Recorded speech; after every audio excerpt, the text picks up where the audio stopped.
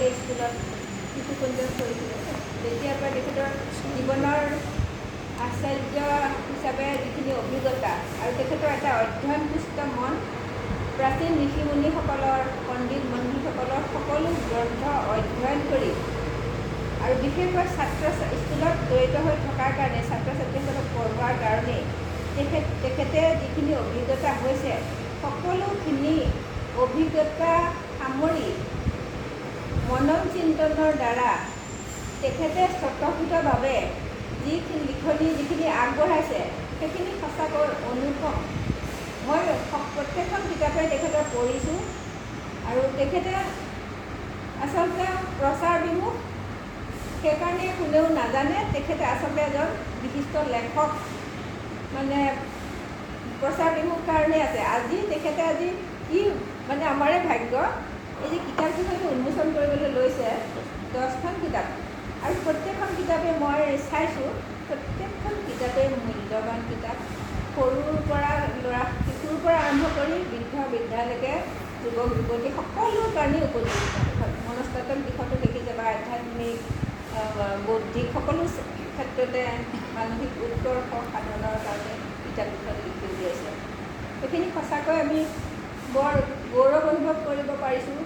তেখেতে সমাজৰ বিভিন্ন দায়িত্ব লৈও এটা ডাঙৰ অনুষ্ঠান, এই পেপাৰখন চলাই থকা সাংঘাতিক এটা কাম কৰি আছে। মানে বহুত বিপদ আপদ অতিক্ৰম কৰি তেখেতে যেনেকৈ পেপাৰখন চলাই আছে আমি ভাবিবই নোৱাৰোঁ। আমি এনেই ওপৰতে আছোঁ কৰি পেলাই।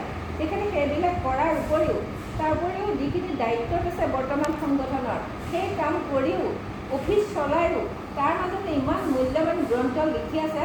তেখেতক আমি সকলোৱে ধন্যবাদ, কৃতজ্ঞতা ভৰপূৰ কৰি দিব লাগে। মই সেইটোৱে ভাবিছোঁ। আৰু তেখেতে এই 10খনেই নহয়, মই ভাবিছোঁ তেখেতে 22-23খন কিতাপ হ'ল দেখি এনেকুৱা ভাবিছোঁ। আৰু বিদ্যাভাৰতী স্কুলৰ ভিতৰত এখন বিদ্যাভাৰতী কি আছিলে বিদ্যাভাৰতী ৰূপৰেখা, সেইখনটো সাংঘাতিক কিতাপ।